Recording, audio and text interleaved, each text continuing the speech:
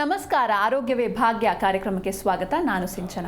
ಒತ್ತಡದ ಜೀವನ ಮತ್ತು ಬದಲಾಗ್ತಾ ಇರೋ ಜೀವನ ಶೈಲಿಯಿಂದ ಜನರಿಗೆ ನೂರಾರು ಸಮಸ್ಯೆಗಳು ಕಾಡ್ತಾನೆ ಇರುತ್ತವೆ.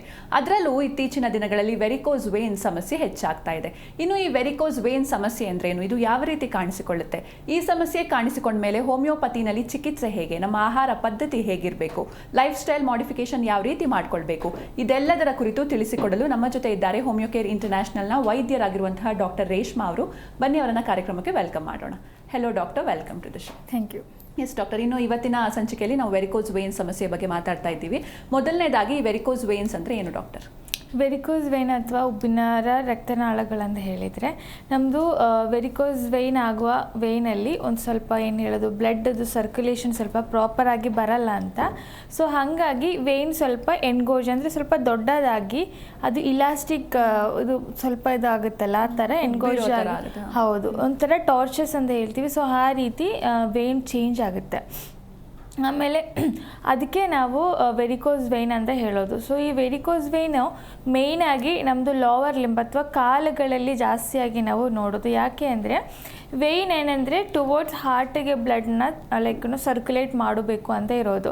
ಸೊ ಈ ವೇನಲ್ಲಿ ಏನಂದರೆ ಎಗೇನ್ಸ್ಟ್ ಗ್ರಾವಿಟಿ ಹೋಗಬೇಕು. ಸೊ ನಮ್ಮದು ಒಂದು ಗ್ರಾವಿಟಿ ಕೆಳಗಡೆಗೆ ಪುಲ್ ಮಾಡ್ತಾ ಇರುತ್ತೆ. ಸೊ ಅದರಿಂದ ಆಪೋಸಿಟ್ ಆಗಿ ಬ್ಲಡ್ನ ಫ್ಲೋ ಆಗಬೇಕು ಅಂತ ಇರೋದು. ಸೊ ಅದಕ್ಕೆ ಈ ವೇನ್ ಒಳಗಡೆನೆ ಇನ್ಬಿಲ್ಟ್ ಆಗಿ ಒಂದು ವಾಲ್ವ್ಸ್ ಅಂತ ಇರುತ್ತೆ. ಸೊ ಈ ವಾಲ್ವ್ ಬಂದು ಹೇಗೆ ಅಂದರೆ ಪ್ರಾಪರಾಗಿ ಕೆಲಸ ಮಾಡ್ತಾ ಇಲ್ಲ, ಏನಂದರೆ ವಾಲ್ವಿಂದ ಕರೆಕ್ಟ್ ಫುಲ್ ಸಪೋರ್ಟ್ ಸಿಗ್ತಾ ಇಲ್ಲ, ಅಥವಾ ನಮ್ಮದು ಮಸಿಲ್ಸ್ ಕೂಡ ತುಂಬ ಇಂಪಾರ್ಟೆಂಟ್ ಇದೆ. ಮಸಿಲ್ ಕೂಡ ತುಂಬ ಫೋರ್ಸ್ಫುಲಿ ಕಾಂಟ್ರಾಕ್ಟ್ ಆದರೆ ಮಾತ್ರನೇ ಬ್ಲಡ್ದು ಫ್ಲೋ ಮತ್ತು ರೆಗ್ಯುಲರ್ ಆಗೋ ಅಂಥದ್ದು. ಸೊ ಇವಾಗ ಮೇಯ್ನಾಗಿ ಈ ಮಸಿಲ್ಸ್ದು ಫಂಕ್ಷನ್ ಸರಿ ಆಗ್ತಾ ಇಲ್ಲ, ಅಥವಾ ವೇನ್ ಒಳಗಡೆ ವಾಲ್ವಲ್ಲಿ ಏನಾದರೂ ಇನ್ಕಾಂಪಿಟೆಂಟ್ ಆಗಿದೆ, ಹಾಗೆಲ್ಲ ಇದ್ದಾಗ ಈ ವೇನ್ ಮತ್ತು ಸರಿಯಾಗಿ ಕೆಲಸ ಮಾಡಲ್ಲ ಅಂತ ಒಂದು ಕಂಡೀಷನ್ ಬರುತ್ತೆ. ಸೊ ಆಲ್ ಟುಗೆದರ್ ನಾವು ಅದಕ್ಕೆ ವೆರಿಕೋಸ್ ವೇನ್ ಅಂತ ಹೇಳ್ತೀವಿ. ಓಕೆ ಮ್ಯಾಮ್, ಇನ್ನು ಈ ಸಮಸ್ಯೆಯ ಲಕ್ಷಣಗಳೇನು, ಸಿಂಪ್ಟಮ್ಸ್ ಅಂತ ನೋಡೋದಾದರೆ? ಸಿಂಪ್ಟಮ್ಸ್ ನೋಡಿದರೆ ಇವಾಗ ಸ್ಟಾರ್ಟಿಂಗ್ ಸ್ಟೇಜಲ್ಲಿ ಎಸಿಂಪ್ಟಮ್ಯಾಟಿಕ್ ಇರ್ಬೋದು. ಏನಂದರೆ ಸ್ವಲ್ಪ ಏನು ಹೇಳೋದು, ವೇನ್ ಸ್ವಲ್ಪ ದೊಡ್ಡದಾಗಿರುವಂಥದ್ದು, ಅಂದರೆ ಸೂಪರ್ಫಿಷಿಯಲ್ ನಾವು ಸ್ಕಿನ್ ಮೇಲೆ ನೋಡುವಾಗ ನಾವು ಈ ರೀತಿ ಇರೋ ಚೇಂಜಸ್ನ ನೋಡ್ಬೋದು. ಕೆಲವರು ಏನಾಗುತ್ತೆ, ಈ ಚೇಂಜಸ್ನ ನೆಗ್ಲೆಕ್ಟ್ ಮಾಡಿರ್ತಾರೆ. ಏನಂದರೆ ಸಿಂಪ್ಟಮ್ಸ್ ತೋರಿಸಲ್ಲ, ಏನಂದರೆ ಸ್ಕಿನ್ ಮೇಲೆ ಈ ರೀತಿ ಸೂಪರ್ಫಿಷಿಯಲ್ ಆಗಿ ವೇನ್ ಕಾಣಿಸ್ತಾ ಇರೋದು. ಸೊ ಮೇ ಬಿ ಅದು ರೆಗ್ಯುಲರ್ ಆಗಿ ಎಲ್ರಿಗೆ ಆಗುತ್ತೆ ಅಂತ ಥಿಂಕ್ ಮಾಡಿಬಿಟ್ಟು ಅವರು ಏನಂದರೆ ನೆಗ್ಲೆಕ್ಟ್ ಮಾಡಿರುತ್ತೆ. ಸೊ ಹಾಗೆ ಹೋಗ್ತಾ ಹೋಗ್ತಾ ಮೇಯ್ನಾಗಿ ಸೈನ್ಸ್ ಆ್ಯಂಡ್ ಸಿಂಪ್ಟಮ್ಸನ್ನು ತೋರಿಸುತ್ತೆ. ಸೊ ಅದು ಏನೆಲ್ಲ ಆಗುತ್ತೆ ಅಂದರೆ, first and foremost pain feel ಆಗುವಂಥದ್ದು. ಏನಂದರೆ ಇವಾಗ ಲಾಂಗ್ ಸ್ಟ್ಯಾಂಡಿಂಗ್, ಸ್ವಲ್ಪ ಲಾಂಗ್ ಆಗಿ ನಾವು ನಿಂತ್ಕೋಬೇಕು, ಇಲ್ಲಾಂದರೆ ಸ್ವಲ್ಪ ಹೆವಿ ವೇಟ್ನ ಲಿಫ್ಟ್ ಮಾಡಬೇಕು ಅಂತ ಸಿಚುವೇಶನ್ ಬಂದಾಗ ನೋವನ್ನು ಫೀಲ್ ಆಗುವಂಥದ್ದು, ನೈಟಿಗೆ ಮಲಗುವಾಗ ಸ್ವಲ್ಪ ನೋವು ಅನಿಸೋದು, ಈ ರೀತಿ ಪೇಯ್ನ್ ಸಿಂಪ್ಟಮ್ನ ನೋಡ್ಬೋದು. ಆಮೇಲೆ ಇನ್ನೊಂದು, ಕೆಲವರಿಗೆ ಉರಿ ಆಗುತ್ತೆ. ಉರಿ ಅಂದರೆ ಪಾದ ಉರಿ, ಅಲ್ಲ ಅಂದರೆ ಕಾಲು ಪೂರ್ತಿ ಇಡೀ ಕಾಲಲ್ಲಿ ಉರಿ ಆಗ್ತಾ ಇರೋದು, ಆ ರೀತಿ ಹೇಳುತ್ತಾರೆ. ಆಮೇಲೆ ಇನ್ನೊಂದು, ಅದೇನು ಲಾಂಗ್ ಆಗಿ ಈ ರೀತಿ ಸಿಂಪ್ಟಮ್ ಆದರೂ ಪೇಯ್ನ್ ಆದ್ರೂ ಅವ್ರು ನೆಗ್ಲೆಕ್ಟ್ ಮಾಡಿ ಸ್ವಲ್ಪ ಪರವಾಗಿಲ್ಲ, ನೈಟಿಗೆ ಮಲಗುವಾಗ ಸ್ವಲ್ಪ ಏನಾದರೂ ಆಯಿಂಟ್ಮೆಂಟ್ ಹಚ್ಚಿಬಿಟ್ಟು ಸ್ವಲ್ಪ ಮ್ಯಾನೇಜ್ ಮಾಡಿದರೆ ಅವ್ರದ್ದು ನೋವು ಕಡಿಮೆ ಆಗ್ತಾಯಿದೆ. ಹಾಗೇನು ಇನ್ನು ನೆಗ್ಲೆಕ್ಟ್ ಮಾಡಿದರೆ, ಇನ್ನೂ ಅವಾಯ್ಡ್ ಮಾಡಿದರೆ ಅವ್ರ ಕಾಲಲ್ಲಿ ಊತ ಎಲ್ಲ ಬರಲಿಕ್ಕೆ ಶುರುವಾಗುತ್ತೆ. ಸೊ ಈ ಊತ ಎಲ್ಲ ಯಾಕೆ ಬರುತ್ತೆ ಅಂದರೆ, ಈ ಬ್ಲಡ್ ಬಂದು ಆಲ್ರೆಡಿ ಸ್ವಲ್ಪ ಫ್ಲೂಯಿಡ್ ಥರ, ಅಂದರೆ ನೀರು ಥರ ಇರುತ್ತೆ. ಸೊ ಏನಾಗುತ್ತೆ ಅಂದರೆ ಈ ನೀರು ಅಂಶ ಬಂದು ವಾಪಸ್ ಅಬ್ಸಾರ್ಬ್ ಆಗುತ್ತೆ, ಅಂದರೆ ಈ ಬ್ಲಡ್ ಬಂದು ಸ್ಟ್ಯಾಗ್ನೆಂಟ್ ಆಗುತ್ತೆ, ಫ್ಲೋ ಪ್ರಾಪರಾಗಿ ಬರಲ್ಲ ಅಂತ. ಸೊ ಆ ಟೈಮಲ್ಲಿ ಈ ವೇಯ್ನ್ ಒಳಗಡೆ ಈ ರಕ್ತ ಬಂದು ಕಟ್ಟುವಾಗ ಏನಾಗುತ್ತೆ ಅಂದರೆ ಅದರಿರುವ ನೀರಂಶ ಬಂದು ವಾಪಸ್ ನಮ್ಮದು ಸೆಲ್ ಬಂದು, ಅಂದರೆ ಕೋಶಗಳು ಬಂದು ಅಬ್ಸಾರ್ಬ್ ಮಾಡುತ್ತೆ. ಈ ಅಬ್ಸಾರ್ಬ್ ಮಾಡಿರೋ ನೀರೆಲ್ಲ ಏನಾಗುತ್ತೆ, ನಮ್ಮ ಕಾಲಲ್ಲಿ ಇರುವ ಎಕ್ಸ್ಟ್ರಾ ಸೆಲ್ಯುಲರ್ ಸ್ಪೇಸಸ್ ಅಂತ ಹೇಳ್ತೀನಿ, ಅಂದರೆ ಕಾಲಲ್ಲಿ ಹೋಗಿ ಸೆಟ್ಲ್ ಆಗುತ್ತೆ. ಸೊ ಅದಕ್ಕೆ ಮತ್ತೆ ಇಲ್ಲಿ ಬ್ಲಡ್ ಏನಾಗುತ್ತೆ, ಇನ್ನೂ ಸ್ವಲ್ಪ ಗಟ್ಟಿಯಾಗುತ್ತೆ. ಆಮೇಲೆ ಈ ಬ್ಲಡ್ ಬಂದು ಇನ್ನೂ ಬ್ರೇಕ್ ಡೌನ್ ಆಗುತ್ತೆ. ಅದರಿಂದ ಹೀಮೋಸಿಡ್ರಿನ್ ಒಂದು ಪಿಗ್ಮೆಂಟ್ ಬರುತ್ತೆ. ಕೆಲವರು ನೋಡಿರುತ್ತೆ ನೀವು, ಇವಾಗ 10 ವರ್ಷ 15 ವರ್ಷದಿಂದ ಎಲ್ಲ ವೆರಿಕೋಸ್ ವೇನ್ ಇದ್ದವರಲ್ಲಿ ಪಾದ ಎಲ್ಲ ಬಂದು ಕಪ್ಪಾಗಿ ಕಾಣುವಂಥದ್ದು. ಸೊ ಈ ಕಪ್ಪಾಗಿ ಬರೋದು ಯಾಕೆ ಅಂದರೆ, ಈ ವೆರಿಕೋಸ್ ವೇನ್ ಇದ್ದಾಗ ಈ ಒಂದು ಒಳಗಡೆ ಇರುವ ಬ್ಲಡ್ ಕ್ಲಾಟ್ ಇರುತ್ತೆ, ಅದು ಮತ್ತೆ ಬ್ರೇಕ್ ಡೌನ್ ಆಗಿ ಅದರಿಂದ ಈ ಪಿಗ್ಮೆಂಟ್ ರಿಲೀಸ್ ಆಗುತ್ತೆ. ಈ ಪಿಗ್ಮೆಂಟ್ ಏನಾಗುತ್ತೆ, ನಮ್ಮದು ಪಾದದಲ್ಲಿ ಎಲ್ಲ ಸ್ಕಿನ್ ಮೇಲೆ ಬಂದು ಡೆಪಾಸಿಟ್ ಆಗುತ್ತೆ. ಸೊ ಈ ಸ್ಕಿನ್ ಮೇಲೆ ಡೆಪಾಸಿಟ್ ಆಗ್ತಾ ಏನಾಗುತ್ತೆ, ಇವೆಂಚುಲಿ ಹೋಗ್ತಾ ಹೋಗ್ತಾ ಪಾದದು ಕಲರ್ ಚೇಂಜ್ ಆಗುತ್ತೆ. ಇವಾಗ ತುಂಬ ಬೆಳ್ಳಗಿರೋರ್ದು ಕಾಲು ಬಂದು ಸಡನ್ನಾಗಿ ಕಪ್ಪಗೆ ಆಗುವಂಥದ್ದು. ಜೊತೆಯಲ್ಲಿ ಊತ ಬರುತ್ತೆ. ಊತ ಹೇಗೆ ಆಗುತ್ತೆ, ನಾವು ಇವಾಗ ಪ್ರೆಸ್ ಎಲ್ಲ ಮಾಡುವಾಗ ಅಲ್ಲಿ ನಮ್ಮದು ಫಿಂಗರ್ದು ಆ ಒಂದು ಡಿಪ್ರೆಷನ್ನ ನಾವು ಫೀಲ್ ಮಾಡುತ್ತೆ. ಸೊ ಆ ರೀತಿ ಅದಕ್ಕೆ ಪಿಟ್ಟಿಂಗ್ ಟೈಪ್ ಆಫ್ ಎಡಿಮಾ ಅಂತ ಹೇಳ್ತೀನಿ. ಅಂದರೆ ಪಿಟ್ ಆಗುತ್ತೆ, ನಾವು ಹಿಂಗೆ ಡಿಪ್ರೆಷನ್ ಕೊಡ್ತಾ ಅಲ್ಲಿ ಒಂಥರ ಲೈಕ್ ಪಿಟ್ಟಿಂಗ್ ಥರ ಬರುತ್ತೆ. ಸೊ ಅದಕ್ಕೆ ಪಿಟ್ಟಿಂಗ್ ಎಡಿಮಾನ ನಾವು ನೋಡ್ಬೋದು. ಸೊ ಈ ರೀತಿ ಸಿಮ್ಟಮ್ಸ್ನೆಲ್ಲ ನಾವು ನೋಡ್ಬೋದು. ಏನಂದರೆ ಪೇಯ್ನ್ ಬರುತ್ತೆ, ಉರಿ ಬರುವಂಥದ್ದು, ಆಮೇಲೆ ಕೆಲವರಿಗೆ ಕಡಿತ ಕೂಡ ಇರುತ್ತೆ. ಯಾಕೆಂದರೆ ಈ ಬ್ಲಡ್ ಸ್ಟ್ಯಾಗ್ನೆಂಟ್ ಲೈಕ್ ಸ್ಟೇ ಆಗ್ತಾ ಅಲ್ಲಿ ಸ್ಟ್ಯಾಗ್ನೆಂಟ್ ಫ್ಲೋ ಆಗ್ತಾ ಕಡಿತ ಶುರುವಾಗುತ್ತೆ ಕೆಲವರಿಗೆ. ಸೊ ಕಡಿತ ಮಾಡ್ತಾ ಕೆಲವರಿಗೆ ಬ್ಲೀಡಿಂಗ್ ಕೂಡ ಆಗ್ಬೋದು. ಇವಾಗ ಸೂಪರ್ಫಿಷಿಯಲ್ ವೇಯ್ನಲ್ಲಿ ಎಲ್ಲ ಆದರೆ ಮೈಲ್ಡಾಗಿ ಬ್ಲೀಡಿಂಗ್ ಬರ್ಬೋದು. ಆಮೇಲೆ ಡೀಪ್ ವೇಯ್ನಲ್ಲಿ ಎಲ್ಲ ಬ್ಲೀಡಿಂಗ್ ಬರೋದು ಸ್ವಲ್ಪ ಕಷ್ಟ ಆಗುತ್ತೆ. ಯಾಕೆ ಅಂದರೆ ಡೀಪ್ ವೇಯ್ನ್ ಅಂದರೆ ಇನ್ನೂ ಒಳಗಡೆಗೆ ಡೀಪಾಗಿ ಹೋಗುತ್ತೆ. ಸೊ 2 ಟೈಪ್ ಬರುತ್ತೆ, ಡೀಪ್ ಆ್ಯಂಡ್ ಸೂಪರ್ಫಿಷಿಯಲ್ ಬರುತ್ತೆ. ಸೊ ಸೂಪರ್ಫಿಷಿಯಲ್ ವೆರಿಕೋಸ್ ವೇಯ್ನಲ್ಲಿ ನಾವು ಈ ರೀತಿ ಲೈಕ್ ಲೈಟಾಗಿ ಬ್ಲೀಡಿಂಗ್ ಎಲ್ಲ ನಾವು ನೋಡ್ಬೋದು. ಡೀಪ್ ವೇಯ್ನ್ ವೆರಿಕೋಸಿಟಿ ಅಂದರೆ ಡೀಪ್ ವೇಯ್ನ್ ವೆರಿಕೋಸ್ ವೇಯ್ನಲ್ಲಿ ನಾವು ಬ್ಲೀಡಿಂಗ್ ಎಲ್ಲ ಕಾಣೋದು ಸ್ವಲ್ಪ ಡಿಫಿಕಲ್ಟ್ ಆಗುತ್ತೆ. ಯಾಕೆಂದರೆ ಅದೆಲ್ಲ ಮೇನ್ ಬ್ರಾಂಚಸ್ ಇರುತ್ತೆ, ಅದು ಇನ್ನೂ ಒಳಗಡೆ ಮಸಲ್ಸ್ ಒಳಗಡೆ ತುಂಬ ಡೀಪಾಗಿ ಇರುವಂಥದ್ದು. ಸೊ ಅದಕ್ಕೆ ಅದರಲ್ಲಿ ಬ್ಲೀಡಿಂಗ್ ಏನಾದರೂ ಬಂದರೆ ನಮಗೆ ಸಡನ್ನಾಗಿ ಗೊತ್ತಾಗಲ್ಲ. ಓಕೆ ಮ್ಯಾಮ್, ಇನ್ನು ಈ ಸಮಸ್ಯೆ ಹೆಚ್ಚಾಗಿ ಯಾವ ಏಜ್ ಗ್ರೂಪ್ನವರಲ್ಲಿ ಕಾಣಿಸ್ಕೊಳ್ಳುತ್ತೆ ಅಂತ? ಏಜ್ ಎಲ್ಲ ನೋಡಿದರೆ ಅದೇ ಒಂದು ಓಲ್ಡರ್ ಏಜಲ್ಲಿ ನೋಡ್ಬೋದು. ಯಾಕೆಂದರೆ ಏಜ್ ಆಗ್ತಾ ನಮ್ಮದು ಮಸಲ್ ಮೂಮೆಂಟ್ಸ್ ಕೂಡ ಕಷ್ಟ ಆಗುವಂಥದ್ದು, ನಮ್ಮ ಮಸಲ್ಸ್ ಎಲ್ಲ ಸ್ವಲ್ಪ ಫ್ಲಾಸಿಡ್ ಆಗುತ್ತೆ. ಅಂದರೆ ಆ ಒಂದು ರಿಜಿಡಿಟಿ ಎಲ್ಲ ಹೋಗುತ್ತೆ. ಸೊ ಮಸಲ್ ಕಾಂಟ್ರಾಕ್ಟ್ ಆಗೋದು, ಆಮೇಲೆ ಇದೆಲ್ಲ ಸ್ವಲ್ಪ ಏನು ಹೇಳೋದು ಡಿಫಿಕಲ್ಟ್ ಆಗುತ್ತೆ. ಸೊ ಆವಾಗ ನಮ್ಮದು ಮಸಲ್ ಕಾಂಟ್ರಾಕ್ಷನ್ ಪ್ರಾಪರ್ ಆಗ್ದಲೇ ಇದ್ದಾಗೂ ಈ ರೀತಿ ವೆರಿಕೋಸ್ ವೇಯ್ನ ನಾವು ನೋಡ್ಬೋದು. ಮತ್ತು ಏಜ್ ಆಗ್ತಾ ಅವರಲ್ಲಿ ಕೂಡ ನಮ್ಮದು ವೇಯ್ನ್ ಕೂಡ ಇಲಾಸ್ಟಿಕ್ ಇರುತ್ತೆ. ಸೊ ಆ ಇಲಾಸ್ಟಿಸಿಟಿ ಲಾಸ್ಟ್ ಆಗ್ತಾ ಈ ವೆರಿಕೋಸ್ ವೇಯ್ನ್ ಸಮಸ್ಯೆನ ನಾವು ಏಜ್ ಆದವರಲ್ಲಿ ಜಾಸ್ತಿಯಾಗಿ ನೋಡ್ಬೋದು ಅಂತ ಹೇಳ್ಬೋದು. ಆಮೇಲೆ ಇನ್ನೊಂದು ಮಿಡಲ್ ಏಜ್ ಅವರಲ್ಲಿನೂ ನಾವು ಕಾಣ್ಬೋದು. ಸೊ ಮಿಡಲ್ ಏಜಲ್ಲಿ ಯಾಕೆ ಎಲ್ಲ ಕಾಣಿಸುತ್ತೆ ಅಂದರೆ ಇವಾಗ ಲಾಂಗ್ ಸ್ಟ್ಯಾಂಡಿಂಗ್ ಆಗಿ ಕೆಲಸ ಲೈಕ್ ನಿಂತ್ಕೊಂಡು ಕೆಲಸ ಮಾಡೋರು, ಇವಾಗ ಎಕ್ಸಾಂಪಲ್ ನೋಡಿದರೆ ಪ್ರೊಫೆಸರ್ಸ್ ಆಗಲಿ, ಟೀಚರ್ಸ್ ಆಗಲಿ, ವ್ಯಾಚ್ಮ್ಯಾನ್, ಸೆಕ್ಯೂರಿಟಿ ಗಾರ್ಡ್ಸು, ಆಮೇಲೆ ಆರ್ಮಿಯಲ್ಲಿ ಕೆಲಸ ಮಾಡೋರು. ಸೊ ಲೈಕ್ ಲಿಟ್ರಲಿ ನಿಂತ್ಕೋಬೇಕು ಅವರು, ಲಾಂಗ್ ಸ್ಟ್ಯಾಂಡಿಂಗ್ ಇದೆ ಅಂದರೆ ಅವರಲ್ಲಿ ಎಲ್ಲ ಈ ರೀತಿ ಇರುವ ವೆರಿಕೋಸ್ ವೇಯ್ನ ನಾವು ನೋಡ್ಬೋದು. ಆಮೇಲೆ ಇನ್ನೊಂದು ಏಜ್ ಆದವರಲ್ಲಿ ಮತ್ತು ಇದು ನಿಂತ್ಕೊಂಡು ಕೆಲಸ ಮಾಡೋರಲ್ಲಿ ಬರುವಂಥದ್ದು. ಆಮೇಲೆ ಇನ್ನೊಂದು ವೆರೈಟಿ ಹೇಗೆ ಅಂದರೆ ಇನ್ನೊಂದು ಕ್ಲಾಸಿಫೈ ಮಾಡೋದು ಪ್ರೆಗ್ನೆಂಟ್ ಇದ್ದವರಲ್ಲಿ ಕೂಡ ನಾವು ವೆರಿಕೋಸ್ ವೇಯ್ನ ನಾವು ನೋಡ್ಬೋದು. ಸೊ ಅದು ಏನಾಗುತ್ತೆ ಅಂದರೆ ಆಫ್ಟರ್ ಪ್ರೆಗ್ನೆನ್ಸಿ ಡೆಲಿವರಿ ಆದ ನಂತರ ಅದು ಕಡಿಮೆ ಕೂಡ ಆಗುತ್ತೆ. ಯಾಕೆಂದರೆ ಗ್ರಾವಿಡ್ ಯೂಟ್ರಸ್ ಅಂದರೆ ನಮ್ಮ ಹೊಟ್ಟೆ ಒಳಗಡೆ ಯೂಟ್ರಸ್ ಒಳಗಡೆ ಬೇಬಿ ಗ್ರೋ ಆಗ್ತಾ ಬೇಬಿದು ವೆಯ್ಟು, ಆಮೇಲೆ ಬೇಬಿಗೆ ಇರುವಂಥ ಬ್ಲಡ್ ಸರ್ಕ್ಯುಲೇಷನ್ ಇದೆಲ್ಲ ಅಮ್ಮ ಲೈಕ್ ಮಟರ್ನಲ್ ಸೈಡಿಂದನೇ ಮಾಡಬೇಕು. ಅಮ್ಮನದು ಬ್ಲಡ್ ಸರ್ಕ್ಯುಲೇಷನಿಂದನೇ ಬೇಬಿದು ಬ್ಲಡ್ ಸರ್ಕ್ಯುಲೇಷನ್, ಆಮೇಲೆ ಮದರ್ದು ಬ್ಲಡ್ ಸರ್ಕ್ಯುಲೇಷನ್ ಮಾಡುವಂಥದ್ದು. ಸೊ ಏನಾಗುತ್ತೆ ಅಂದರೆ ಇವಾಗ ಅಂದರೆ ಬೇಬಿ ಒಳ್ಳೆ ಗ್ರೋನ್ ಆಗಿದೆ. ಸೊ ಆ ಒಂದು ಟೈಮಲ್ಲಿ ಬ್ಲಡ್ ವಾಲ್ಯೂಮ್ ಜಾಸ್ತಿ ಆಗುತ್ತೆ. ಆಮೇಲೆ ಕಾರ್ಡಿಯಾಕ್ ಔಟ್ಪುಟ್ ಅಂತಂದರೆ ಹಾರ್ಟಿಂದ ಪಂಪ್ ಮಾಡೋ ಅಮೌಂಟ್ ಆಫ್ ಬ್ಲಡ್ ಅಂಶ ಬಂದು ಜಾಸ್ತಿ ಇರುತ್ತೆ. ಸೊ ಅದರಲ್ಲಿ ಎಲ್ಲ ನಮ್ಮದು ಇಡೀ ಬಾಡಿಯಲ್ಲಿ ಸ್ವಲ್ಪ ಸ್ಟ್ರೆಸ್ ಫೀಲ್ ಆಗುತ್ತೆ. ಸೊ ಅದರಿಂದ ನಮಗೆ ಪ್ರೆಗ್ನೆನ್ಸಿ ಟೈಮಲ್ಲಿ ವೆರಿಕೋಸ್ ವೇಯ್ನ ನಾವು ನೋಡ್ಬೋದು. ಬಟ್ ಏನಂದರೆ ಆಫ್ಟರ್ ಡೆಲಿವರಿ ಈ ವೆರಿಕೋಸ್ ವೇಯ್ನ್ ಮೇ ಬಿ ಅದು ಹೋಗ್ಬೋದು. ಲೈಕ್ ಆಫ್ಟರ್ ಡೆಲಿವರಿ ತಿರ್ಗಾ ನಮ್ಮದು ಅದೇ ಇಲಾಸ್ಟಿಕ್ ಅಂತ ಹೇಳಿದ್ರಲ್ಲ, ಸೊ ಇಲಾಸ್ಟಿಕ್ ಒಂದ್ಸಲ ಸ್ಟ್ರೆಚ್ ಆಗಿ ಮತ್ತೆ ರಿಲೀಸ್ ಮಾಡ್ತಾ ಹಳೆ ನಾರ್ಮಲಿಗೆ ಬರುವಂಥದ್ದು. ಸೊ ಅದೇ ಥರ ನಮ್ಮದು ಪ್ರೆಗ್ನೆಂಟ್ ಆಗಿ ಡೆಲಿವರಿ ಆದ ನಂತರ ಈ ವೇಯ್ನ್ ತಿರ್ಗಾ ಹಳೆಯ ರೀತಿಗೇನು ಬರ್ಬೋದು. ಇಲ್ಲ ಅಂದರೆ ಮೇ ಬಿ ಅದೇ ಕಂಡೀಷನ್ನ ಲಾಂಗ್ ಸ್ಟ್ಯಾಂಡಿಂಗ್ ಇನ್ನೂ ಕಂಟಿನ್ಯೂ ಕೂಡ ಆಗ್ಬೋದು. ಸೊ ಈ ರೀತಿ ಮೂರಾಗಿ ನಾವು ಇದು ಮಾಡ್ಬೋದು. ಓಕೆ ಮ್ಯಾಮ್, ಇನ್ನು ಈ ಸಮಸ್ಯೆ ಹೆಚ್ಚಾಗಿ ಪುರುಷರಲ್ಲಿ ಕಂಡುಬರುತ್ತಾ ಅಥವಾ ಮಹಿಳೆಯರಲ್ಲಿ ಹೆಚ್ಚಾಗಿ ಕಂಡುಬರುತ್ತಾ ಅಂತ? ಅದೇ ಇವಾಗ ಮಹಿಳೆಯರಲ್ಲಿ ಕಾಣಬರ್ಬೋದು. ಯಾಕೆ ಅಂದರೆ ಅದೇ ಪ್ರೆಗ್ನೆನ್ಸಿ ಟೈಮಲ್ಲಿ ಕೂಡ ಇನ್ಕ್ಲೂಡ್ ಮಾಡಿದರೆ ಮಹಿಳೆಯರಲ್ಲಿ ಜಾಸ್ತಿಯಾಗಿ ಕಾಣುವಂಥದ್ದು. ಆಮೇಲೆ ಮೇಲಲ್ಲಿ ಕಾಣಲ್ಲ ಅಂತಲ್ಲ, ಮೇಲಲ್ಲಿ ಕಾಣಿಸುತ್ತೆ. ಬಟ್ ಏನಂದರೆ ಕಡಿಮೆ ಲೈಕ್ ಅವ್ರದ್ದು ಫ್ರೀಕ್ವೆನ್ಸಿ ಅದು ತುಂಬ ಕಡಿಮೆ ಇರುತ್ತೆ. ಬಟ್ ಬಂದರೆ ಅವರಿಗೆ ಜಾಸ್ತಿಯಾಗಿಯೇ ಬರುವಂಥದ್ದು. ಏನಂದರೆ ಗಂಟು ಥರ ಎಲ್ಲ ಫೀಲ್ ಆಗುತ್ತೆ ಅವ್ರ ಕಾಲಲ್ಲಿ. ಸ್ವಲ್ಪ ಇವೆಂಚುಲಿ ಸ್ಟಾರ್ಟ್ ಆದರೆ ಪ್ರಾಗ್ನೋಸಿಸ್ ಇನ್ನೂ ಫಾಸ್ಟ್ ಆಗುತ್ತೆ. ಜೆಂಟ್ಸಲ್ಲಿ ಮೇಲಲ್ಲಿ ಪ್ರಾಗ್ನೋಸಿಸ್ ಇನ್ನೂ ಜಾಸ್ತಿ ಲೈಕ್ ಬೇಗನೆ ಅದರದ್ದು ಪ್ರೋಗ್ರೆಸ್ ಬರುತ್ತೆ. ಅದರಿಂದ ಕಾಂಪ್ಲಿಕೇಶನ್ಸ್ ಆಗೋದೆಲ್ಲ ಸ್ವಲ್ಪ ಮೇಲ್ಸಲ್ಲಿ ಜಾಸ್ತಿಯಾಗಿ ನಾವು ನೋಡ್ಬೋದು. ಓಕೆ ಮ್ಯಾಮ್, ಇನ್ನು ಈ ಸಮಸ್ಯೆ ಶುರು ಆದಮೇಲೆ ಇದರಿಂದ ಬೇರೆ ಬೇರೆ ಕಾಯಿಲೆಗಳು ಶುರುವಾಗುವಂಥ ಚಾನ್ಸಸ್ ಇರುತ್ತಾ ಹೇಗೆ ಅಂತ?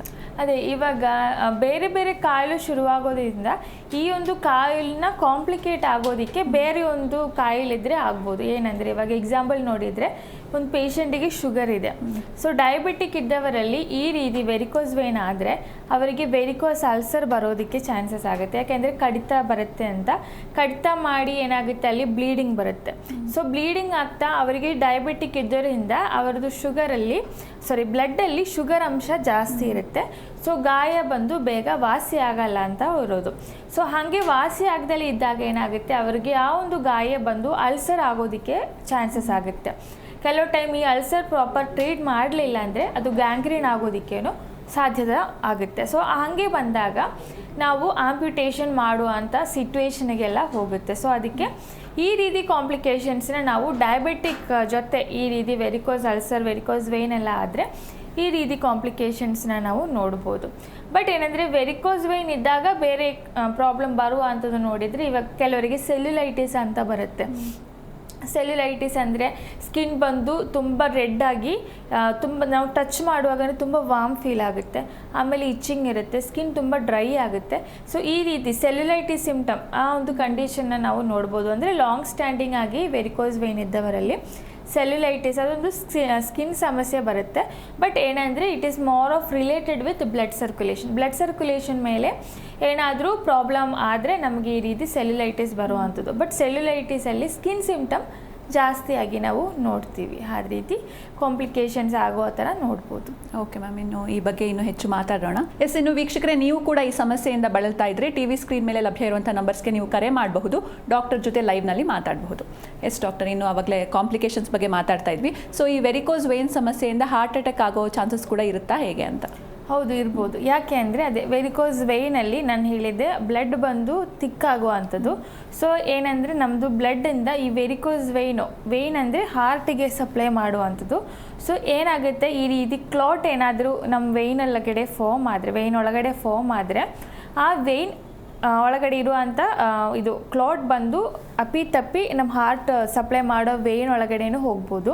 ಸೊ ಹಾಗಾಗಿ ನಮ್ಮದು ಮೇಜರ್ ವೇನಲ್ಲಿ ಎಲ್ಲ ಈ ರೀತಿ ಬ್ಲಾಕೇಜ್ ಬರುವಂಥದ್ದು, ಅಥವಾ ಈ ವೇನಿಂದ ಡೈರೆಕ್ಟ್ ಹಾರ್ಟ್ ಚೇಂಬರ್ ಒಳಗಡೆ ಹೋಗಿ ಏನಾದರೂ ಕ್ಲಾಟ್ ಆಗುವಂಥ ಬ್ಲಾಕ್ ಆಗೋದಕ್ಕೆಲ್ಲ ಸಾಧ್ಯವಾಗುತ್ತೆ. ಸೊ ಹಾಗಾಗಿ ನಮಗೆ ಈ ರೀತಿ ಹಾರ್ಟ್ ಅಟ್ಯಾಕ್ ಸಮಸ್ಯೆಗಳೆಲ್ಲ ನಾವು ಈ ರೀತಿ ವೆರಿಕೋಸ್ ವೇನ್ ಇದ್ದವರಲ್ಲಿ ನೋಡ್ಬೋದು. ಬಟ್ ಏನಂದರೆ ಇದು 100% ಬರುತ್ತೆ ಅಂತ ಹೇಳಿದರೆ 100% ಕೂಡ ಹೇಳಲಿಕ್ಕೆ ಆಗಲ್ಲ. ಬಟ್ ಬರ್ಬೋದು, ಇಟ್ಸ್ ಲೈಕ್ ಪ್ರಾಬಬಲ್ ಆಗಿ ಬರ್ಬೋದು. ಕೆಲವರಲ್ಲಿ ಆ ಥರ ಕಂಡೀಷನ್ ಎಲ್ಲ ಬಂದಿದೆ, ಈ ರೀತಿ ವೆರಿಕೋಸ್ ವೇನ್ ಇನ್ನೂ ಸಿವಿಯರ್ ಆಗಿ ಈ ರೀತಿ ಅಟ್ಯಾಕ್ ಆಗುವಂಥ ಚಾನ್ಸಸ್ ಎಲ್ಲ ತುಂಬ ಜಾಸ್ತಿ ಇದೆ. ಸೊ ಆ ರೀತಿ ಪೇಷಂಟ್ ಕೂಡ ನಾವು ನೋಡಿದ್ದೀವಿ. ಈ ರೀತಿ ಕ್ಲಾಟ್ನ ಸ್ವಲ್ಪ ಎಸ್ಕೇಪ್ ಆಗಿ ಈ ರೀತಿ ಮೇಜರ್ ವೆಸಲಲ್ಲಿ ಹೋಗಿ ಬ್ಲಾಕ್ ಆಗಿ ಅಟ್ಯಾಕ್ ಆಗುವಂಥದ್ದು. ಓಕೆ ಡಾಕ್ಟರ್, ಇನ್ನು ಈ ಸಮಸ್ಯೆ ಇರುವವರಿಗೆ ಹೋಮಿಯೋ ಕೇರ್ನಲ್ಲಿ ಯಾವ ರೀತಿಯಾದಂಥ ಟ್ರೀಟ್ಮೆಂಟ್ ಸಿಗುತ್ತೆ ಅಂತ ಟ್ರೀಟ್ಮೆಂಟ್ ಪ್ರೊಸೀಜರ್ ಬಗ್ಗೆ ನೋಡೋದಾದ್ರೆ? ನಾವು ಟ್ರೀಟ್ಮೆಂಟ್ ಪ್ರೊಸೀಜರ್ ಬಂದಾಗ ಹೋಮಿಯೋ ಕೇರಲ್ಲಿ ಪೇಷಂಟ್ನ ಫಸ್ಟಾಗಿ ಅನಲೈಸ್ ಮಾಡಬೇಕು. ಏನಂದರೆ ಅವರಿಗೆ ಈ ವೆರಿಕೋಸ್ ವೇನ್ ಯಾವಾಗದಿಂದ ಇದೆ, ಯಾಕೆ ಆಗಿದೆ, ಅವ್ರ ಕೆಲಸದಿಂದ ಆಗಿದ್ದೀರಾ ಅಥವಾ ಬೇರೆ ಏನಾದರೂ ಪ್ರಾಬ್ಲಮಿಂದ ಆಗಿದ್ದೀರಾ. ಸೊ ಅದು ಒಂದ್ಸಲ ಹೇಳಬೇಕು. ಪೇಷಂಟು ಅದು ಎಕ್ಸ್ಪ್ಲೈನ್ ಮಾಡ್ತಾ ನಾವು ಅದೆಲ್ಲ ನೋಟ್ ಮಾಡಿರ್ತೀವಿ. ಹಾಗಾಗಿ ಅವರದ್ದು ಕ್ಯಾರೆಕ್ಟರ್ ಅನಲೈಸ್ ಮಾಡಬೇಕು. ಅಂದರೆ ಅವರದ್ದು ಈ ಕಾಯಿಲೆ ಆದ ನಂತರ ಅವರದ್ದು ಬಾಡಿ ಚೇಂಜಸ್ ಏನಾದರೂ ಆಗಿದೆಯಾ, ಅಥವಾ ಅವ್ರದ್ದು ಇಮೋಷ್ನಲಿ ಏನಾದರೂ ಚೇಂಜ್ ಆಗಿದೆಯಾ, ಮೆಂಟಲ್ ಸ್ಟೇಟಸ್ ಏನಾದರೂ ಸೊ ಎವ್ರಿಥಿಂಗ್ ನಾವು ಅನಲೈಸ್ ಮಾಡ್ತೀವಿ. ಯಾಕೆ ಅಂದರೆ ನಮ್ಮ ಹೋಮಿಯೋ ಕೇರಲ್ಲಿ ಕಾನ್ಸ್ಟಿಟ್ಯೂಷನಲ್ ವೇ ಆಫ್ ಟ್ರೀಟ್ಮೆಂಟ್ ಅಂತ ಒಂದು ಪದ್ಧತಿ ಇದೆ. ಸೊ ಆ ಪದ್ಧತಿಯಲ್ಲಿ ಹೇಗೆ ಅಂದರೆ ಪೇಷಂಟಿಗೆ ನಾವು ಕಂಪ್ಲೀಟಾಗಿ ಅನಲೈಸ್ ಮಾಡ್ತೀವಿ. So A to Z complaint analyse ಮಾಡ್ತೀವಿ. ಅವ್ರದ್ದು ಬಾಡಿಲಿ ಚೇಂಜಸ್ನ ನೋಡಬೇಕು, ಅವ್ರದ್ದು ಮೆಂಟಲ್ ಫಿಸಿಕಲ್ ಎಲ್ಲ ನಾವು ಅನಲೈಸ್ ಮಾಡ್ತೀವಿ. ಸೊ ಹಾಗೆ ನಾವು ಚೂಸ್ ಮಾಡುವಂಥ ಮೆಡಿಸಿನ್ಸ್ನ ನಾವು ಪೇಷಂಟ್ಸಿಗೆ ಕೊಡ್ತೀವಿ. ಸೊ ದ್ಯಾಟ್ ಮೆಡಿಸಿನ್ ಏನಾಗುತ್ತೆ ಅಂದರೆ ಅವರಿಗೆ ಇರೋ ಕಾಯಿಲೆ ವಾಸಿ ಮಾಡೋದು ಅಲ್ಲ, ಅವ್ರದ್ದು ಇಡೀ ಹೆಲ್ತ್ ಕೂಡ ಇಂಪ್ರೂವ್ ಮಾಡೋ ಥರ ಮೆಡಿಸಿನ್ಸ್ನ ನಾವು ಕೊಡೋದು. ಸೊ ಅದರಲ್ಲಿ ಏನಾಗುತ್ತೆ, ಇವಾಗ ವೆರಿಕೋಸ್ ವೇನ್ ಸಮಸ್ಯೆ ವಾಸಿ ಆಗ್ತಾ ಅವ್ರದ್ದು ಜನರಲ್ ಹೆಲ್ತ್ ಕೂಡ ಇಂಪ್ರೂವ್ ಆಗುತ್ತೆ. ಕೆಲವರು ಏನಂದರೆ ಇವಾಗ ಸಿಂಪ್ಟಮ್ಯಾಟಿಕ್ ಟ್ರೀಟ್ಮೆಂಟ್ನ ಮಾಡ್ತಾ ಏನಾಗುತ್ತೆ, ಬರೀ ವೆರಿಕೋಸ್ ವೇನ್ ಸಮಸ್ಯೆನ ಟ್ರೀಟ್ ಮಾಡ್ತಾ ಹೋಗುತ್ತೆ. ಬಟ್ ಅದರಿಂದ ಅವರಿಗೆ ಆಗಿರುವ ಮೆಂಟಲ್ ಚೇಂಜಸ್ ಇರ್ಬೋದು, ಇಮೋಷ್ನಲ್ ಫಿಸಿಕಲ್ ಚೇಂಜಸ್ ಇರ್ಬೋದು, ಅದಕ್ಕೆ ಅಂದರೆ ಟ್ರೀಟ್ಮೆಂಟ್ನ ಮಾಡಲ್ಲ. ಸೊ ಅದರಲ್ಲಿ ವೆರಿಕೋಸ್ ವೇನ್ ಇಂಪ್ರೂವ್ ಆದ್ರೂ ಆ ಒಂದು ವಾಪಸ್ ಅವ್ರದ್ದು ಹೆಲ್ತನ್ನ ರಿಗೇನ್ ಮಾಡೋದಕ್ಕೆ ಸ್ವಲ್ಪ ಟೈಮ್ ಬೇಕಾಗುತ್ತೆ. ಬಟ್ ಹೋಮಿಯೋಪತಿಯಲ್ಲಿ ನಾವು ಹೇಗೆ ಮಾಡ್ತೀನಿ ಅಂದರೆ ಈವನ್ ನಾವು ಇರೋ ಪ್ರಾಬ್ಲಮ್ ಅಂದರೆ ಆ ಒಂದು ವೆರಿಕೋಸ್ ವೇನ್ ಸಮಸ್ಯೆನ ಕೂಡ ವಾಸಿ ಮಾಡ್ತೀವಿ, ಜೊತೆಯಲ್ಲಿ ಅವ್ರದ್ದು ಜನರಲ್ ಹೆಲ್ತ್ ಕೂಡ ನಾವು ಇಂಪ್ರೂವ್ ಮಾಡೋ ಥರ ಟ್ರೀಟ್ಮೆಂಟ್ ಮಾಡಿಸ್ತೀವಿ. ಸೊ ಅದರಲ್ಲಿ ಆಲ್ ಟುಗೆದರ್ ಆ ಒಂದು ಟರ್ಮ್ ಕಂಪ್ಲೀಟಾಗಿ ಪೇಷಂಟ್ ಲೈಕ್ ಔಟ್ಸೈಡಿಗೆ ಹೋಗುವಾಗ ಪೇಷಂಟ್ ಫೀಲ್ ಬೆಟರ್, ಇನ್ಸೈಡ್ ಕೂಡ ತುಂಬ ಒಳ್ಳೆ ಫೀಲ್ ಅನಿಸುತ್ತೆ. ಜೊತೆಯಲ್ಲಿ ಅವರದ್ದು ಫಿಸಿಕಲ್ ಸಿಂಪ್ಟಮ್ಸ್ ಏನಿದ್ರು ಲೈಕ್ ಆ ವೆರಿಕೋಸ್ ಪ್ರಾಬ್ಲಮ್ ಇರೋದು ಅದು ಕೂಡ ವಾಸಿ ಆಗುತ್ತೆ. ಸೊ ದಟ್ಸ್ ವೈ ನಮ್ಮದು ಮೆಡಿಸಿನ್ಸ್ ಟೈಲರ್ಡ್ ಮೆಡಿಸಿನ್ಸ್ ಅಂತ ಹೇಳಲಿಕ್ಕೆ ಇಷ್ಟಪಡ್ತೀವಿ. ಯಾಕೆ ಅಂದರೆ ಆ ಒಂದು ಪೇಷಂಟಿಗೆ ಅಂತ ನಾವು ಟೈಲರ್ಡ್ ಮಾಡಿ ಕೊಡುವಂಥ ಮೆಡಿಸಿನ್ ಅದು. ಸೊ ದ್ಯಾಟ್ ಪರ್ಟಿಕ್ಯುಲರ್ ಮೆಡಿಕೇಷನ್ ಬೇರೆ ಒಂದು ಪೇಷಂಟಿಗೆ ಸ್ಯೂಟ್ ಆಗಲ್ಲ. ಯಾಕೆ ಅಂದರೆ ಅದು ನಾವು ಆ ಪೇಷಂಟಿಗೆ ಅಂತ ರೆಡಿ ಮಾಡಿರುವ ಮಾತ್ರೆ, ಸ್ಪೆಸಿಫಿಕ್ ಆಗಿ ಮಾಡಿರುವ ಮೆಡಿಸಿನ್ನು. ಸೊ ಅದು ಬೇರೆ ಪೇಷಂಟಿಗೆ ಯೂಸ್ಫುಲ್ ಆಗಲ್ಲ. ಸೊ ಯಾಕೆ ಅಂದರೆ ಅದಕ್ಕೆ ನಾವು ಈ ರೀತಿ ಕಾನ್ಸ್ಟಿಟ್ಯೂಷನಲ್ ಟ್ರೀಟ್ಮೆಂಟ್ ಅಂತ ಹೇಳೋದು. ಓಕೆ ಮ್ಯಾಮ್, ಇನ್ನು ಈ ಪೇಷಂಟ್ಸ್ ಟ್ರೀಟ್ಮೆಂಟ್ ತೊಗೊಂಡು ಕ್ಯೂರ್ ಆಗಿರುತ್ತೆ ಅಂಥವರಲ್ಲಿ ಸಮಸ್ಯೆ ಮತ್ತೆ ಕಾಣಿಸ್ಬೋದಾ ಅಂತ, ರಿಅಕರೆನ್ಸ್ ರೇಟ್? ಅದೇ ರಿಯಕರೆನ್ಸ್ ಬರೋದು ಕೂಡ ಪ್ರಿವೆಂಟ್ ಆಗುತ್ತೆ. ಯಾಕೆ ಅಂದರೆ ನಾವು ಆ ರೀತಿ ಇರುವ ಮೆಡಿಸಿನ್ಸ್ನ ಕೊಡ್ತೀವಿ. ನಮ್ಮ ಇದರಲ್ಲಿ ಅವರದ್ದು ಜನರಲ್ ಹೆಲ್ತ್ ಇಂಪ್ರೂವ್ ಆಗಲಿಕ್ಕೆ ಮೆಡಿಸಿನ್ಸ್ ಇರುತ್ತೆ, ನಾವು ಕೊಡುವ ಮೆಡಿಸಿನ್ಸ್ ಅದು ಕೂಡ ಮ್ಯಾನೇಜ್ ಮಾಡುತ್ತೆ. ಜೊತೆಯಲ್ಲಿ ವೆರಿಕೋಸ್ ವೇನ್ ಸಮಸ್ಯೆನ ಟ್ರೀಟ್ ಮಾಡುತ್ತೆ. ಜೊತೆಯಲ್ಲಿ ರಿಕರೆನ್ಸ್ಗೆ ಕೂಡ ಕೊಡ್ತೀವಿ. ರಿಕರೆನ್ಸ್ ಏನಂದರೆ ಇವಾಗ ಇರೋ ವೆರಿಕೋಸ್, ಇವಾಗ ಎಕ್ಸಾಂಪಲ್ ನೋಡಿದರೆ ಯಾವ ವೇಯ್ನಲ್ಲಿ ಇದೆ ಅಂತ ನೋಡ್ತೀವಿ. ಇವಾಗ ಆ ವೇಯ್ನು ವೆರಿಕೋಸ್ ಇರೋದಕ್ಕೇನು ಮಾತ್ರ ಕೊಡ್ತೀವಿ. ಜೊತೆಯಲ್ಲಿ ಲೈಕ್ ಸರೌಂಡಿಂಗ್ ವೇಯ್ನ ಕಾಪಾಡೋ ಥರ ಲೈಕ್ ಪ್ರಿವೆಂಟಿವ್ ಟ್ರೀಟ್ಮೆಂಟ್ ಕೂಡ ಮಾಡ್ತೀವಿ. ಜೊತೆಯಲ್ಲಿ ಈ ವೇಯ್ನಲ್ಲಿ ಇನ್ನೂ ಈ ರೀತಿ ಸಮಸ್ಯೆ ಬರಬಾರ್ದಂತ ರಿಕರೆನ್ಸ್ಗೆ ಇರುವಂಥ ಮೆಡಿಸಿನ್ಸ್ ಕೂಡ ಹಾಕ್ತೀವಿ. ಸೊ ಆಲ್ ಟುಗೆದರ್ ಇದೊಂಥರ ಏನು ಹೇಳೋದು ಕಂಪ್ಲೀಟ್ ಪ್ಯಾಕೇಜ್ ಅಂತ ಹೇಳ್ತೀನಿ. ಸೊ ಎವ್ರಿಥಿಂಗ್ ಅದರಲ್ಲಿ ಇರುತ್ತೆ. ಸೊ ಅದರಿಂದ ಆ ಪೇಷಂಟಿಗೆ ಅದೇ ರಿಕರೆನ್ಸ್ ಇರಲ್ಲ, ಪ್ರಿವೆಂಟಿವ್ ಇರುತ್ತೆ, ಜನರಲ್ ಹೆಲ್ತ್ ಇಂಪ್ರೂವ್ ಆಗುತ್ತೆ, ಅವರದ್ದು ಇರೋ ಪ್ರಾಬ್ಲಮ್ ಕೂಡ ವಾಸಿ ಆಗುತ್ತೆ. ಸೊ ಎವ್ರಿಥಿಂಗ್ ಟುಗೆದರ್ ಆಗಿ ನಾವು ಟ್ರೀಟ್ಮೆಂಟ್ ಮಾಡೋದು. ಸೊ ಅದರಿಂದ ಪೇಷಂಟಿಗೆ 100% ಸ್ಯಾಟಿಸ್ಫ್ಯಾಕ್ಷನ್ ಬರುತ್ತೆ ಅಂತ ಹೇಳಿ. ಓಕೆ ಡಾಕ್ಟರ್, ಇನ್ನು ಈ ಸಮಸ್ಯೆಯಿಂದ ಬಳಲ್ತಾ ಇರೋರು ಯಾವ ರೀತಿಯಾದಂಥ ಆಹಾರ ಪದ್ಧತಿಯನ್ನು ಫಾಲೋ ಮಾಡಬೇಕು ಅಂತ? ಇವಾಗ ಆಹಾರ ಪದ್ಧತಿ ಫಾಲೋ ಹೇಗೆ ಮಾಡಬೇಕು ಅಂದಿದ್ದೆ, ಅವರಿಗೆ ಅವಾಯ್ಡ್ ಮಾಡಲಿಕ್ಕೆ ಫುಡ್ಗಳು ಯಾವುದೆಲ್ಲ ಇದ್ದರೆ ಈ ಥರ ಪ್ರೊಸೆಸ್ಡ್ ಫುಡ್ ಇರೋದೆಲ್ಲ ಕಡಿಮೆ ಮಾಡಲಿಕ್ಕೆ ಹೇಳ್ತೀನಿ.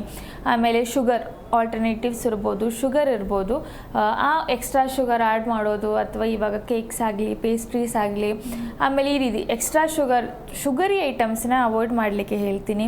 ಆಮೇಲೆ ಆಯಿಲಿ ಫುಡ್ ಆಗಲಿ, ಸ್ಪೈಸಿ ಫುಡ್ ಆಗಲಿ, ಆಮೇಲೆ ಜಂಕ್ ಫುಡ್ ಆಗಲಿ, ಇದನ್ನು ಕೂಡ ನಾವು ತುಂಬ ಅವಾಯ್ಡ್ ಮಾಡಲಿಕ್ಕೆ ಹೇಳ್ತೀವಿ. ಹ್ಯಾಬಿಟ್ಸ್ ಏನಾದರೂ ಇದ್ದರೆ ಸ್ಮೋಕಿಂಗ್ ಆಗಲಿ, ಆಲ್ಕೋಹಾಲ್ ಆಗಲಿ, ಗಂಜಾ ಮಾಡೋದಾಗಲಿ, ಆಮೇಲೆ ಇದು ಗುಟ್ಕಾ ಆಗಲಿ, ಸೊ ಈ ರೀತಿ ಏನಾದರೂ ಹ್ಯಾಬಿಟ್ಸ್ ಏನಾದರೂ ಇದ್ದರೆ ಅದನ್ನು ಕೂಡ ನಾವು ಕಂಪ್ಲೀಟಾಗಿ ಸ್ಟಾಪ್ ಮಾಡಲಿಕ್ಕೆ ಹೇಳ್ತೀನಿ. ಯಾಕೆಂದರೆ ಇದು ಕೂಡ ನಮ್ಮದು ವೆರಿಕೋಸ್ ವೇಯ್ನ ಪ್ರಾಬ್ಲಮ್ನ ಇನ್ನು ಜಾಸ್ತಿ ಆಗೋದಕ್ಕೆ ಕಾರಣವಾಗುತ್ತೆ. ಅದನ್ನು ನಾವು ಕಂಟ್ರೋಲಲ್ಲ ಅವಾಯ್ಡ್ ಮಾಡಲಿಕ್ಕೆ ಹೇಳ್ತೀನಿ. ಜೊತೆಯಲ್ಲಿ ಇಂಪ್ರೂವ್ ಮಾಡಬೇಕು, ಲೈಕ್ ಫುಡ್ಡಲ್ಲಿ ಯಾವ ಐಟಮ್ಸನ್ನ ಜಾಸ್ತಿ ಇನ್ಕ್ಲೂಡ್ ಮಾಡಬೇಕಂತ ನೋಡಿದರೆ ಅವರಿಗೆ ಸ್ವಲ್ಪ ಫೈಬರ್ ರಿಚ್ ಇರೋ ಫುಡ್ ಐಟಮ್ಸ್ನ ಇನ್ಕ್ಲೂಡ್ ಮಾಡಲಿಕ್ಕೆ ಹೇಳ್ತೀವಿ. ಪ್ರೋಟೀನ್ ರಿಚ್ ಫುಡ್ನ ಹೇಳ್ತೀನಿ. ಪ್ರೋಟೀನ್ ರಿಚ್ ಏನಾಗುತ್ತೆ ಅಂದರೆ ಮೀಟ್ನ, ಇವಾಗ ನಾನ್ ವೆಜ್ ತಿಂತಾ ಇದ್ದವಾಗೆ ಅಂದರೆ ಅವರಿಗೆ ಸ್ವಲ್ಪ ನಾನ್ ವೆಜ್ ಐಟಮ್ ಇನ್ಕ್ಲೂಡ್ ಮಾಡಲಿಕ್ಕೆ ಹೇಳ್ತೀನಿ. ಆಮೇಲೆ ಗ್ರೀನ್ ಲೀಫಿ ವೆಜಿಟೇಬಲ್ಸ್ನ ಇನ್ಕ್ಲೂಡ್ ಮಾಡಲಿಕ್ಕೆ ಹೇಳ್ತೀನಿ. ಆಮೇಲೆ ಫ್ರೂಟ್ಸ್ ಆಗಿ ಆ್ಯಪಲ್ ಎಲ್ಲ ತಗೊಂಡ್ರೆ ಅದರಲ್ಲಿ ಫ್ಲಾವನೋಯ್ಡ್ಸ್ ಅಂತ ಒಂದು ಕಂಟೆಂಟ್ ಇದೆ. ಸೊ ಅದೆಲ್ಲ ನಮ್ಮದು ಈವನ್ ಮಸಲ್ ಫಂಕ್ಷನಿಂಗೇ ಆಗಲಿ, ನಮ್ಮದು ವೇಯ್ನದು ಹೆಲ್ತಿಗೆ ಆಗಲಿ, ನಮ್ಮದು ಓವರಾಲ್ ಜನರಲ್ ಹೆಲ್ತಿಗೆ ಆಗಲಿ ತುಂಬ ಇಂಪಾರ್ಟೆಂಟ್ ಆಗುತ್ತೆ, ತುಂಬ ಹೆಲ್ಪ್ಫುಲ್ ಆಗುತ್ತೆ ಅಂತ ಆ್ಯಪಲ್ ತಗೊಳ್ಳಿಕ್ಕೆ ಹೇಳ್ತೀನಿ. ಆಮೇಲೆ ಏನಂದರೆ ಫೈಬರ್ ರಿಚ್ ಇರೋ ಫುಡ್ ಐಟಮ್ಸ್ನ ತಗೋತಾ ಅವ್ರದ್ದು ಗಟ್ ಹೆಲ್ತ್ ಇಂಪ್ರೂವ್ ಆಗುತ್ತೆ. ಸೊ ದ್ಯಾಟ್ ಅವ್ರದ್ದು ಮೋಷನ್ ಕರೆಕ್ಟ್ ಆಗುವಂಥದ್ದು. ಸೊ ಹಾಗಾಗಿ ಸ್ಟ್ರೈನ್ ಮಾಡೋದು ಕಡಿಮೆ ಆಗುತ್ತೆ. ಸೊ ದ್ಯಾಟ್ ನಮ್ಮದು ಲೆಗ್ಗೆ ಕೂಡ ಅದು ತುಂಬ ಹೆಲ್ಪ್ಫುಲ್ ಆಗುವಂಥದ್ದು. ಈವನ್ ಹೇಳೋದು ಏನಂದರೆ ನೀರು, ವಾಟರ್ ಇಂಟೇಕ್ ಕೂಡ ತುಂಬ ಇಂಪಾರ್ಟೆಂಟ್ ಆಗಿದೆ. ಸೊ ವಾಟರ್ ಇಂಟೇಕ್ ಒಂದು ದಿನಕ್ಕೆ ಮ್ಯಾಕ್ಸಿಮಮ್ ಒಂದು 3 to 4 ಲೀಟರ್ಸ್ ನೀರನ್ನ ಕನ್ಸ್ಯೂಮ್ ಮಾಡಲಿಕ್ಕೆ ಹೇಳ್ತೀನಿ. ಆಮೇಲೆ ಆ್ಯಂಟಿ ಆಕ್ಸಿಡೆಂಟ್ಸ್ ಅಂತ ಇದೆ. ಆ್ಯಂಟಿ ಆಕ್ಸಿಡೆಂಟ್ಸ್ ಆಗ ಈ ಥರ ಗ್ರೀನ್ ಟೀ ಆಗೋದಾಗಲಿ, ಆಮೇಲೆ ವಿಟಮಿನ್ ಸಿ ಆಗಿ ಸಿಟ್ರಸ್ ಫ್ರೂಟ್ ಐಟಮ್ಸ್ನ ಜಾಸ್ತಿ ತಗೋಬೋದು. ಸೊ ಈ ರೀತಿ ಐಟಮ್ಸ್ನೆಲ್ಲ ನಾವು ಫುಡ್ಡಲ್ಲಿ ರೆಗ್ಯುಲರಾಗಿ ಇನ್ಕ್ಲೂಡ್ ಮಾಡ್ತಾ ಹೋದರೆ ನಮ್ಮದು ವೆರಿಕೋಸ್ ವೇನ್ ಸಮಸ್ಯೆಗೆ ಒಂದು ಆಕ್ಸಿಲರಿ ಲೈನ್ ಆಫ್ ಮ್ಯಾನೇಜ್ಮೆಂಟ್ ಥರ ಇದು ಹೆಲ್ಪ್ಫುಲ್ ಆಗುತ್ತೆ. ಓಕೆ ಮ್ಯಾಮ್, ಇನ್ನು ಈ ಸಮಸ್ಯೆ ಬರಬಾರ್ದು ಅಂದರೆ ಯಾವ ರೀತಿಯಾದಂಥ ಮುಂಜಾಗ್ರತಾ ಕ್ರಮಗಳನ್ನ ತೆಗೆದುಕೊಳ್ಬೇಕು ಅಂದರೆ ಪ್ರಿವೆಂಟಿವ್ ಮೆಷರ್ಸ್ ಏನಂದರೆ ಇವಾಗ ನಿಮಗೆ ಸ್ವಲ್ಪ ಈ ರೀತಿ ಸ್ಟಾರ್ಟಿಂಗ್ ಏನಾದರೂ ಆಗ್ತಾ ಇದೆ ಅಥವಾ ಇವಾಗ ನೀವು ನಿಂತ್ಕೊಂಡು ಕೆಲಸ ಮಾಡ್ತಾ ಇದೆ ಅಥವಾ ಟೀಚರ್ ಆಗಲಿ ಪ್ರೊಫೆಸರ್ಸ್ ಆಗಲಿ, ಸೊ ಅವರೆಲ್ಲ ಏನಂದರೆ ಅವರಿಗೆ ಸ್ವಲ್ಪ ಸ್ಯಾಟಿಸ್ಫ್ಯಾಕ್ಷನ್ ಆಗಬೇಕಂದ್ರೆ ನಿಂತ್ಕೊಂಡೇ ಕೆಲಸ ಮಾಡಬೇಕು ಅಂತ ಒಂದಿರುತ್ತೆ. ಸೊ ಅದಕ್ಕೆ ಮಧ್ಯದಲ್ಲಿ ಒಂದು 10 to 15 ಮಿನಿಟ್ಸ್ನ ಕೂತ್ಕೊಬಿಟ್ಟು ಕಾಲಿಗೆ ಸ್ವಲ್ಪ ರೆಸ್ಟ್ ಕೊಡಲಿಕ್ಕೆ ಹೇಳ್ತೀನಿ. ಆಮೇಲೆ ಏನಂದರೆ ಮೈಲ್ಡ್ ಆಗಿರೋ ಎಕ್ಸಸೈಸ್ನ ನೀವು ಮಾಡ್ಬೋದು. ಯೋಗಾಸನ ಎಲ್ಲ ಬರುತ್ತೆ. ಸೊ ಯೋಗಾಸನ ಎಲ್ಲ ಮಾಡ್ತಾ ಏನಾಗುತ್ತೆ, ನಮ್ಮ ಕಾಲದು ಮಸಿಲ್ಸದು ಆ್ಯಕ್ಟಿವಿಟಿ ಇಂಪ್ರೂವ್ ಆಗುತ್ತೆ. ಸೊ ಆ ಇಂಪ್ರೂವ್ ಆಗ್ತಾ ಏನಾಗುತ್ತೆ, ನಮ್ಮದು ವೇಯ್ನಲ್ಲಿ ಸರ್ಕ್ಯುಲೇಷನ್ ಸ್ವಲ್ಪ ಚೆನ್ನಾಗಿ ಆಗೋದಕ್ಕೆ ಅದು ಹೆಲ್ಪ್ಫುಲ್ ಆಗುತ್ತೆ. ಈವನ್ ಮಸಿಲ್ಸ್ ಇಂಪ್ರೂವ್ ಆಗ್ತಾ ನಮ್ಮದು ವಾಲ್ವಲ್ಲಿ ಕೂಡ ತುಂಬ ಇಂಪ್ರೂವ್ಮೆಂಟ್ಸ್ನ ನೋಡ್ಬೋದು. ಸೊ ಅದಕ್ಕೆ ಮೈಲ್ಡ್ ಆಗಿರುವಂಥ ಎಕ್ಸಸೈಸ್ನ ನೀವು ರೆಗ್ಯುಲರ್ ಆಗಿ ಮಾಡಿ, ವಾಕಿಂಗ್ ಮಾಡಲಿಕ್ಕೆ ಹೇಳ್ತೀನಿ. ಸೊ ಈ ರೀತಿ ನಮ್ಮದು ಬಾಡಿಲಿ ಆ್ಯಕ್ಟಿವಿಟಿ ಸ್ವಲ್ಪ ಇಂಪ್ರೂವ್ ಮಾಡಿದರೆ ನಾವು ಸ್ವಲ್ಪ ಇದನ್ನು ಲೈಕ್ ಏನಂದರೆ ಅವಾಯ್ಡ್ ಮಾಡ್ಬೋದು. ಜೊತೆಯಲ್ಲಿ ಇವಾಗ ಏಜ್ ಇದ್ದವರಲ್ಲಿ ಲೈಕ್ ಸ್ವಲ್ಪ ಓಲ್ಡ್ ಏಜ್ ಇದ್ದಾಗೆ, ಸೊ ಆ ರೀತಿ ಏನಾಗಿ ಮಾಡಬೇಕಂದ್ರೆ ಇವಾಗ ಕೆಳಗಡೆ ಕೂತ್ಕೊಂಡು ಪಾರಾಯಣ ಮಾಡೋದಾಗಲಿ, ಸೊ ಅದೆಲ್ಲ ಮಾಡ್ತಾ ಸ್ವಲ್ಪ ಹೈಟ್ ಇರೋ ಸ್ಟೂಲ್ ಮೇಲೆ ಕೂತ್ಕೊಂಡು ಮಾಡಲಿಕ್ಕೆ ಹೇಳ್ತೀನಿ. ಚೇರ್ ಮೇಲೆ, ಕುರ್ಸಿ ಮೇಲೆ ಕೂತ್ಕೊಂಡು ಮಾಡಿ.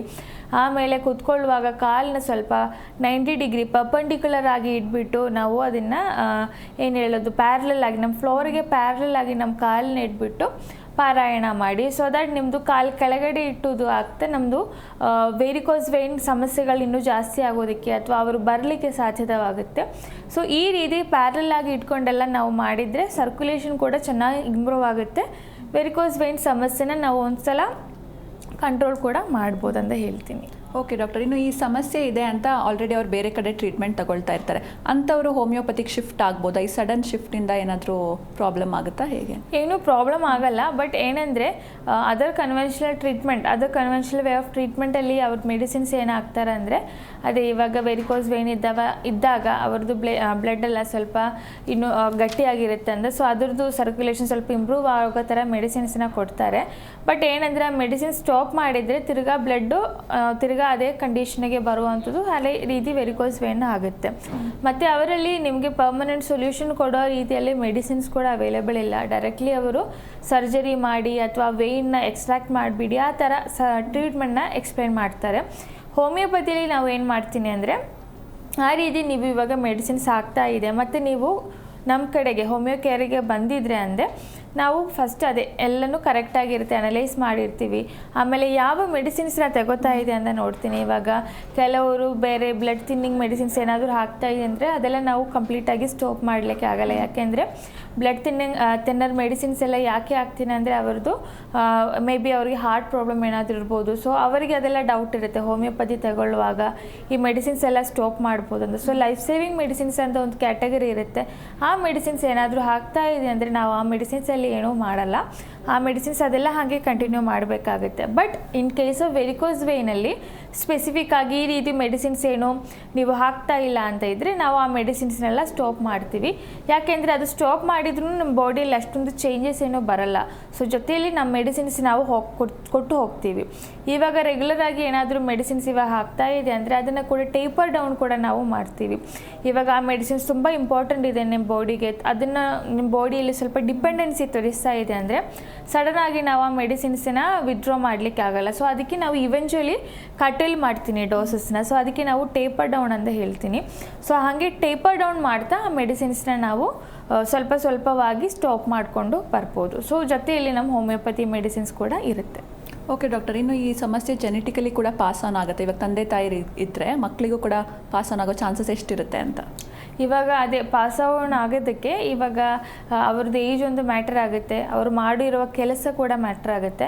ಇವಾಗ ಅಪ್ಪ ಅವರು ಸೆಕ್ಯೂರಿಟಿ ಗಾರ್ಡ್ ಇತ್ತು, ಆಮೇಲೆ ಅವ್ರ ಮಗ ಬಂತು ಸ್ವಲ್ಪ IT ಫೀಲ್ಡಲ್ಲಿ ಕೆಲಸ ಮಾಡೋರಾಗಲಿ ಅಥವಾ ಏನೋ ಕೂತ್ಕೊಂಡು ಆಫೀಸಲ್ಲಿ ಕೆಲಸ ಮಾಡೋರಾಗಲಿ. ಸೊ ಅವರಲ್ಲಿ ಹೇಗೆ ಅಂದರೆ ಕೂತ್ಕೊಂಡು ಕೆಲಸ ಮಾಡಿರ್ತಾರೆ. ಸೊ ಅವ್ರದ್ದು ಕಾಲಲ್ಲಿ ಅಷ್ಟೊಂದು ಸ್ಟ್ರೈನ್ ಇರೋದಿಲ್ಲ. ಸೊ ಅದಕ್ಕೆ ಅವರಿಗೆ ಈ ರೀತಿ ಸಮಸ್ಯೆ ಬರಲೇಬೇಕು ಅಂತ ನಾವು ಹೇಳಲಿಕ್ಕೆ ಆಗಲ್ಲ. ಬಟ್ ಅವ್ರದ್ದು ಮಾಡಿರುವಂಥ ಕೆಲಸ ಮೇಲೇ ಡಿಪೆಂಡ್ ಆಗುತ್ತೆ. ಸೊ ಮೇಂಟೈನಿಂಗ್ ಕಾಸ್ಟ್ ಅಂತ ಏನಾದರೂ ಇರಬೇಕು. ಇವಾಗ ಮೇಂಟೈನಿಂಗ್ ಕಾಸ್ಟ್ ಅಂದರೆ ಇವಾಗ ಸೆಕ್ಯೂರಿಟಿ ಗಾರ್ಡ್ ಆಗಿ ಕೆಲಸ ಮಾಡುವಾಗ ಅವರು ಇವಾಗ ಕೂತ್ಕೊಂಡು ಅದನ್ನು ಮಾಡಿದರೆ ಮೇ ಬಿ ಅವರಿಗೆ ಮೇಂಟೈನಿಂಗ್ ಕಾಸ್ಟ್ ಅಂತ ಇರಲ್ಲ. ಸೊ ದಟ್ ಮೇಂಟೈನಿಂಗ್ ಕಾಸ್ಟ್ನ ಕೂಡ ನಾವು ನೋಡಬೇಕು, ಆ ಥರ ನಾವು ಹೇಳೋದು. ಓಕೆ ಡಾಕ್ಟರ್, ಇನ್ನು ಇಷ್ಟೊತ್ತು ನಮ್ಮ ಜೊತೆ ಇದ್ದು ಬಹಳಷ್ಟು ವಿಷಯಗಳನ್ನ ತಿಳಿಸಿಕೊಟ್ರಿ. Thank you so much. Thank you. ನೋಡಿದ್ರಲ್ವಾ ವೀಕ್ಷಕರೇ, ಇವತ್ತಿನ ಸಂಚಿಕೆಯಲ್ಲಿ ವೆರಿಕೋಸ್ ವೇನ್ ಸಮಸ್ಯೆಯ ಬಗ್ಗೆ ಬಹಳಷ್ಟು ವಿಷಯಗಳನ್ನ ತಿಳಿದುಕೊಂಡ್ವಿ. ಇನ್ನು ನೀವು ಕೂಡ ಈ ಸಮಸ್ಯೆಯಿಂದ ಬಳಲ್ತಾ ಇದ್ರೆ ಟಿವಿ ಸ್ಕ್ರೀನ್ ಮೇಲೆ ಲಭ್ಯ ಇರುವಂತಹ ನಂಬರ್ಸ್ಗೆ ನೀವು ಕರೆ ಮಾಡಬಹುದು, ಡಾಕ್ಟರ್ ಜೊತೆ ನೇರವಾಗಿ ಮಾತನಾಡಬಹುದು, ಭೇಟಿ ಆಗಬಹುದು, ಜೊತೆಗೆ ನಿಮ್ಮ ಸಮಸ್ಯೆಗೆ ತಕ್ಕ ಪರಿಹಾರವನ್ನ ಕಂಡುಕೊಳ್ಳಬಹುದು ಅಂತ ಹೇಳ್ತಾ ನೋಡ್ತಾ ಇರಿ ಜಿ ಕನ್ನಡ ನ್ಯೂಸ್, ಸತ್ಯವೇ ಸುದ್ದಿಯ ಜೀವಾಳ. ವಾಸಿಯಾಗದ ಆರೋಗ್ಯ ಸಮಸ್ಯೆ ನಿಮ್ಮನ್ನ ಕಾಡುತ್ತಿದೆಯಾ? ಹಾಗಿದ್ರೆ ಚಿಂತೆ ಬಿಡಿ, ನಮ್ಮ ಹೋಮಿಯೋ ಕೇರ್ಗೆ ಬನ್ನಿ. ಹೋಮಿಯೋ ಕೇರ್ ಇಂಟರ್ನ್ಯಾಷನಲ್ ಹಲವು ಆರೋಗ್ಯ ಸಮಸ್ಯೆಗಳಿಗೆ ಸಿಗಲಿದೆ ಸೂಕ್ತ ಪರಿಹಾರ. ನೇರ ಭೇಟಿಗೆ ಸಂಪರ್ಕಿಸಿ 9550001133 1800 10811212.